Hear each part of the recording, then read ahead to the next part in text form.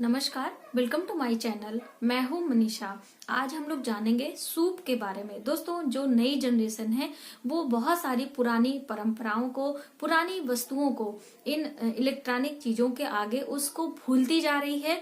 और बहुत सारी ऐसे जनरेशन अभी जो न्यू है वो तो मानती ही नहीं, यानी कि उन्हें पता ही नहीं है कि हमारी जो पारंपरिक चीजें हैं उनका इस्तेमाल, उनके रख रखाव में हमें क्या ध्यान देना चाहिए और इससे हमारे घर में सुख समृद्धि आती है। देवी भगवत पुराण में ऐसा बताया गया है कि जब भी हम माँ लक्ष्मी का आवाहन करते हैं तो माता लक्ष्मी सूप पर विराजमान होती हैं। और इसी वजह से हर संस्कार में, हिंदू मान्यता के अनुसार 16 संस्कार हमारे जीवन में होते हैं। उन 16 संस्कारों में ज्यादातर सूप का इस्तेमाल किया जाता है। और ऐसा मानते हैं कि जो हम दान पुण्य का कर्म करते हैं, यदि सूप में रख के करते हैं तो उससे भी हमें बहुत शुभ फल प्राप्त होता है और माँ लक्ष्मी प्रसन्न भी होती हैं। तो इसलिए सूप का इस्तेमाल करना बहुत ही उपयोगी होता है और हमारे लिए शुभकारी भी होता है। लेकिन अभी जो नई जनरेशन है उसे पता ही नहीं है, तो वो क्या इस्तेमाल करेंगी और उसका क्या रख रखाव करेंगी। सूप बांस का बनाया जाता है या फिर सरई से बनाया जाता है। सरई का इस्तेमाल करवा चौथ के पूजा में किया जाता है, जो करवा के अंदर 4 सरई लगाई जाती है, दोनों करवा में अलग अलग। तो उसी सरई से सूप तैयार किया जाता है और ये बहुत ही शुभ होता है। माना जाता है जो घर का सूप होता है उसे बहुत ही साफ सुथरा और टूटा बिल्कुल नहीं होना चाहिए। एकदम अच्छी तरीके से उसकी हमें केयर करना चाहिए। और दोस्तों, सूप की पूजा भी की जाती है।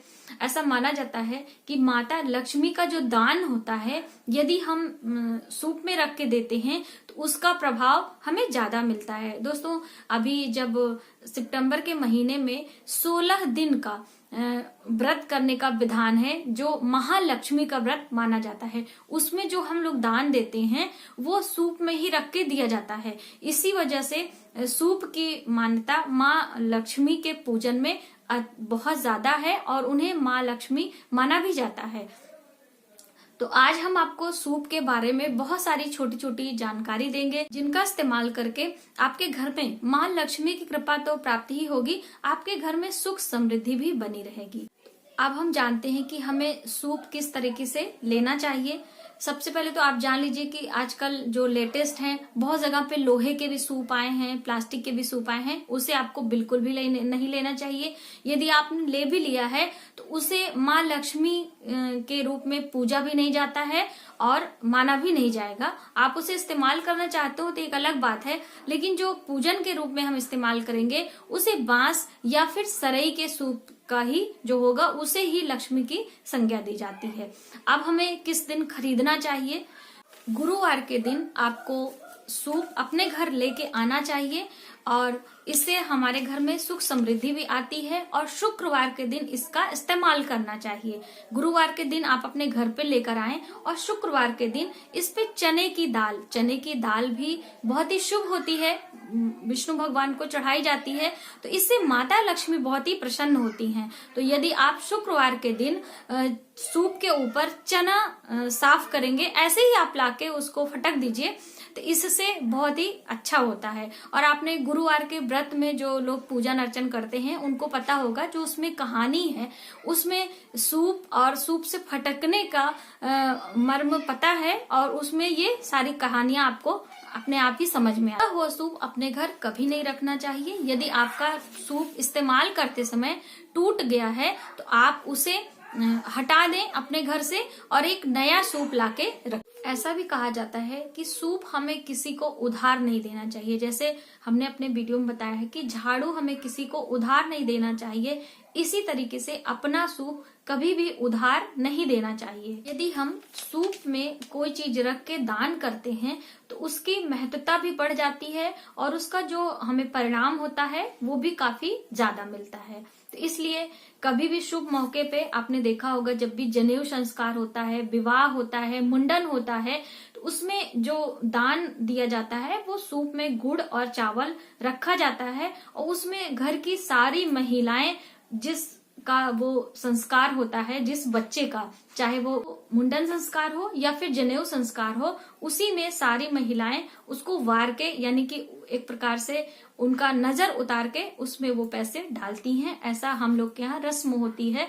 तो वो सूप में ही किया जाता है, इससे उसका प्रभाव ज्यादा हो जाता है। और विवाह में भी मायके से सूप मिलता है, ससुराल के लिए ऐसा लक्ष्मी के रूप में हमें दान स्वरूप दिया जाता है। तो इस तरीके से हर जगह जगह जगह पे अलग अलग तरीके से सूप का इस्तेमाल भी किया जाता है। और दोस्तों एक बहुत ही अच्छा त्योहार भी आता है जो कि कार्तिक में मनाया जाता है, दीपावली के बाद में शुक्ल पक्ष में, जिसे डिठवन एकादशी के भी नाम से जानते हैं, या फिर देव उठनी एकादशी जो होती है।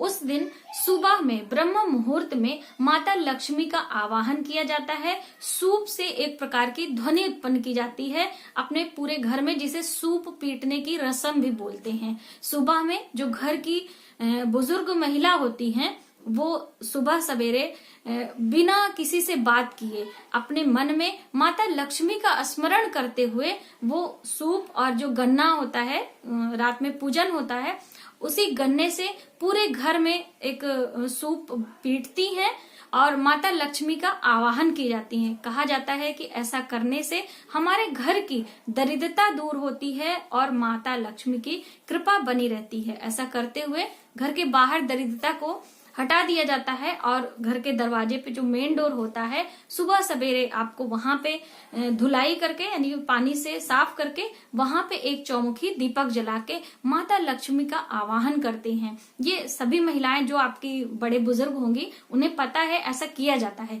ये एक प्रकार से देव उठनी एकादशी पे सुबह ब्रह्म मुहूर्त में ये सारी महिलाएं ज्यादातर करती हैं और इसको करने से वर्ष भर हमारे घर में माता लक्ष्मी की कृपा बनी रहती है। तो इस तरीके से अलग अलग सूप की महत्ता होती है। और विवाह में जो लावा जिसमें रख के भाई लोग परसते हैं, वो भी एक रस्म होती है, इसके बिना विवाह भी अधूरा रहता है।